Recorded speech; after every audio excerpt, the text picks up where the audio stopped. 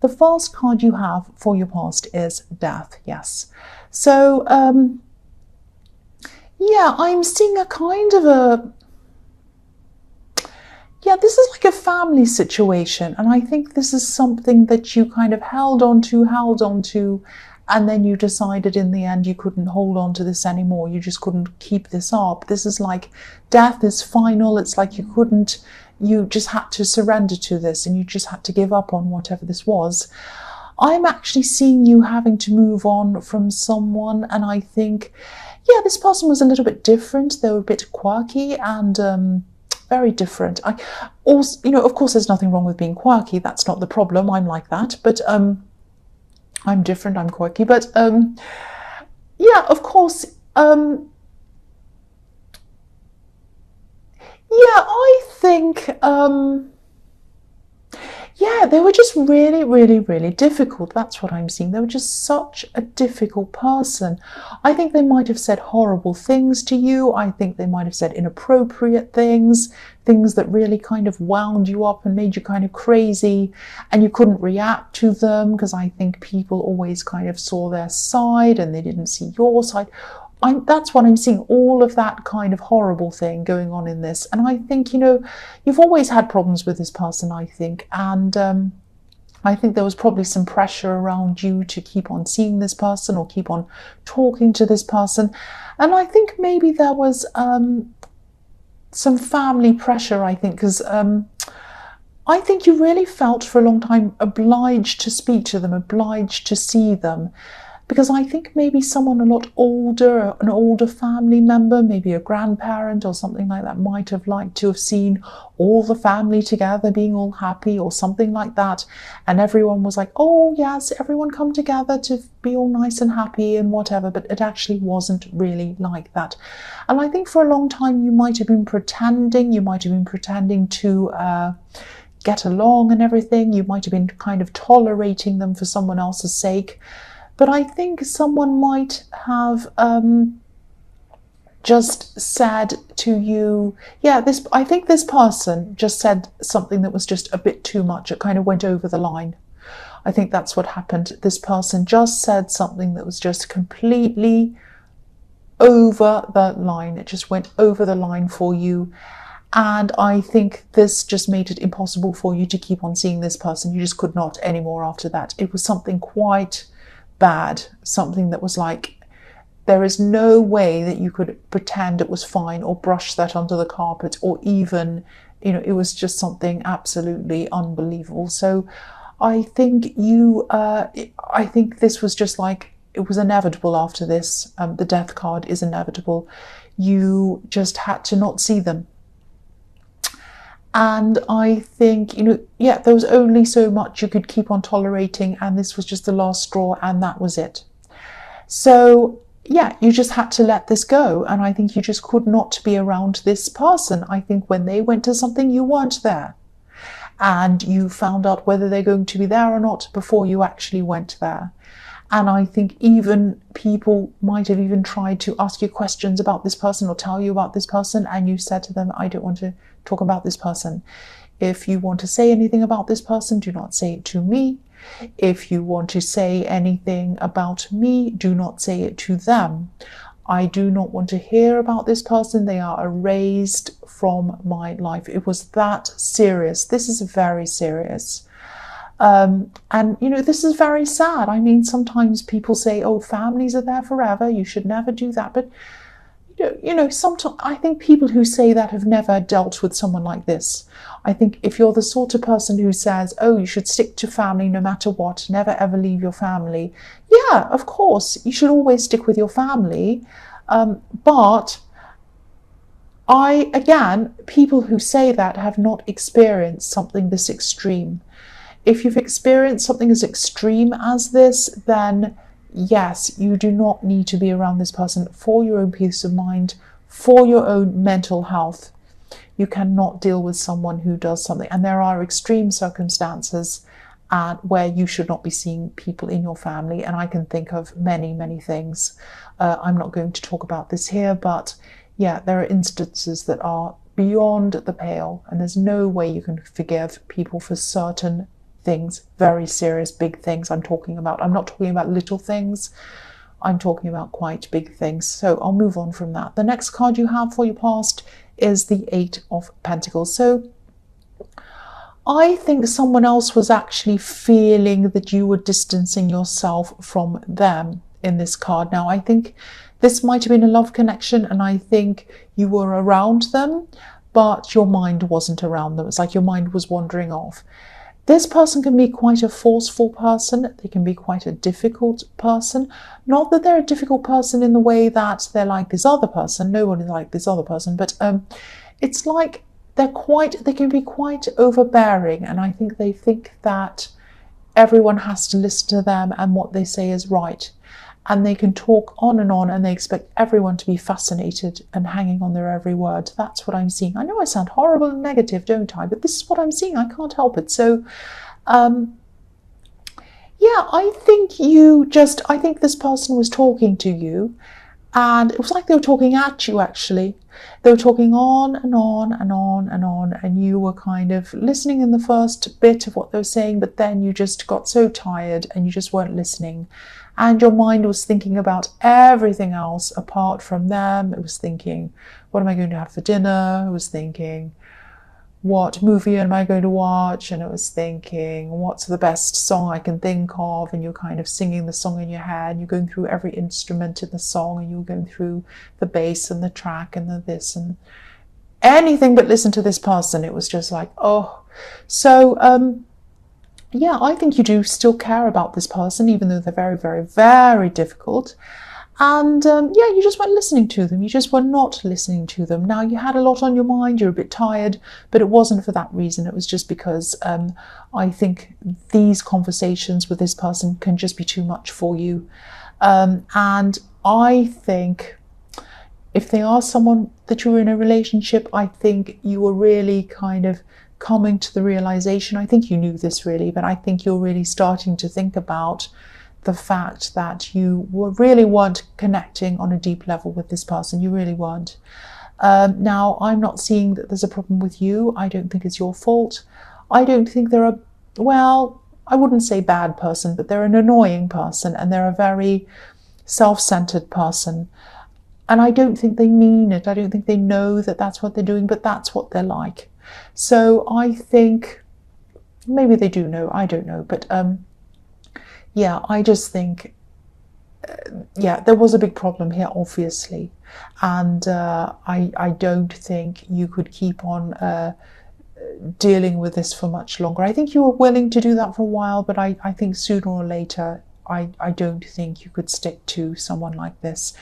I know this is sounding so negative so far, this reading. I don't mean it to. I really don't. The last card you have for your past is the Four of Cups. So, yeah, I think you are in a relationship, but I think, or you were at this time, but there's this big disconnect I'm seeing, this great big disconnect. Yeah, there is some love there, there is, and I think there is some care there. And I think you were around each other at this time.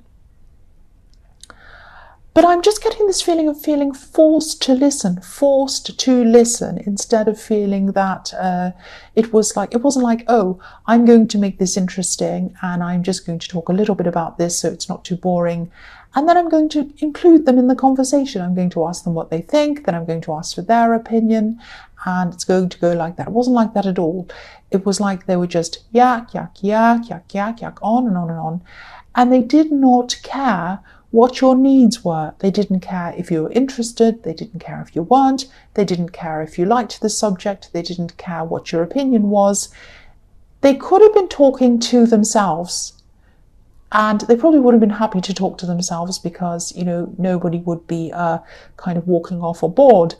But, you know, they just were on and on and on and on. And, you know, a conversation is about taking turns. It's about exchanging ideas. It's like you say something and the other person listens. Then they say something and you listen. And you kind of talk about, and the conversation progresses. It goes from one thing and that leads them to think about something else. And that's going by what you've said and on and on and on. It kind of grows.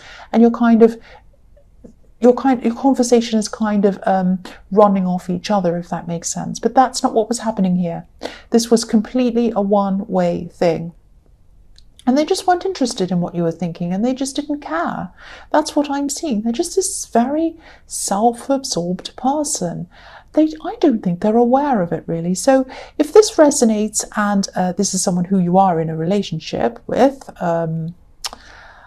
yeah, I won't say poor you. I nearly said poor you. But yeah, think about whether you're thought of as an equal in this relationship. Because I think if someone's like that, you really can't be. You can't be an equal. And I'm getting this feeling that, you might be there to just kind of sit around in the background nodding or agreeing with whoever this is. But, that's not who you are. That's not who you are. And I think you might have gradually become this person, but that's not who you truly are. So your opinion needs to be heard. You are a person in your own right. You have an opinion. You have something to say. You have a say in who you listen to and what you talk about. Just remember that. And I think you used to be like that, but I think this person might have kind of ground you down a bit, actually. The first card you have for your present is the Hanged Man. So yeah, again, someone might be taking your mild nature as a kind of a weakness, actually. Now, and I think this person thinks their opinion is the only opinion. And I think you're obviously not very happy being in this situation. So yeah, if this whole thing is resonating with you, really you're just not happy. I can see that. You're just not happy. And I think, you do need to do something eventually. You do need to act on this. You really do. But, this is the Hanged Man. So I don't think you are acting at this time. You're not doing anything. You're not saying much about this. But you are thinking about this. You are thinking, you're planning. You're thinking about what you're going to do. And I think you are going to eventually say something, or some action is going to be taken on this, but not at this time. I think there might actually be something that you're waiting to be over before you actually do anything about this problem. I think there might be some kind of, maybe there's an event, or maybe there's something like that, and you might not want to ruin the event by kind of bringing this up around that. But whatever this is, you're waiting until this is over, I think, until you do something about this. I am actually seeing fight or flight. So it's not going to happen now because you're not ready to have this conversation. But when you do, I think eventually it's going to be fight or flight with this person, or it's going to be both. It's going to be a fight and then a flight. That's what I'm seeing. I'm sorry, this is so negative. I can't help it. And yeah, I think you'll probably want to talk to them. I'm not seeing you just walking off. I think you're a fair person. I think you're going to want to have this conversation with them. But when you do, there are going to be fights. And then I think one or both of you are probably going to decide to be on your own. That's what I'm seeing. So the next card you have for your present is the Queen of Wands. So I think this card might be showing you or telling you to have some confidence in yourself. I think you do still have some confidence, but I think you used to have a lot more confidence than you do now. And I think maybe this person gradually eroded your confidence, because I think you used to feel as if you could just come out and say things without worrying about it. But I think now you probably think twice, 3 times, 4 times, whatever, before you say anything, because you're worried about the reaction to it, I think. But I think, if you're around someone who's supposed to care about you, you should be feeling relaxed. You should be able to say whatever is on your mind without being stressed about them. This Queen's very confident. She's optimistic as well. She can also be an extrovert, this Queen. So I'm not seeing you as an extrovert. I don't think you ever have been.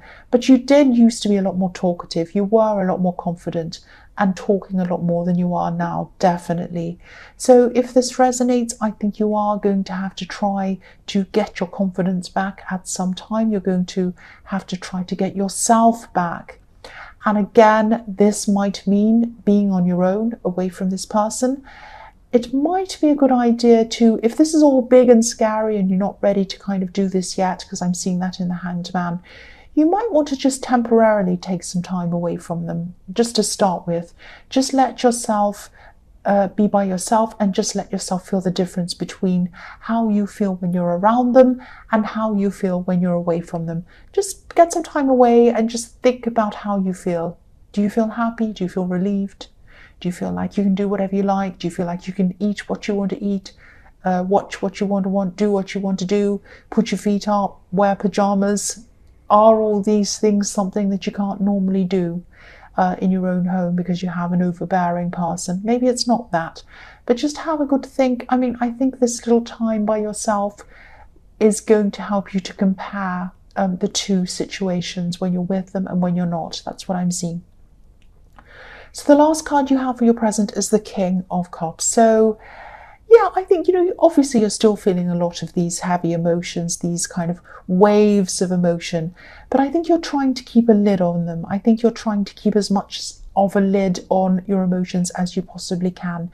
Like this king, he's sitting on top of this wavy sea, but his throne is kind of sitting on a stone slab, so he's not letting any of that waves, any of the emotion kind of come up and reach him or show to anyone else. He's trying to keep his emotions hidden. And I think you might be waiting again. I think you might be waiting for this event to be over and out of the way before you actually do anything about this person.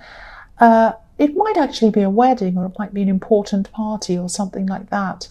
And you kind of don't want to make a scene or show up or have bad feeling or be moping around or anything at this kind of thing.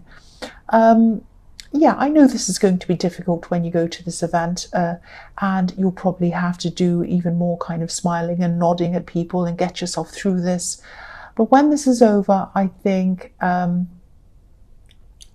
you are going to have a talk. And, if this is something like a wedding, obviously you don't want to turn the attention on you or cause a problem.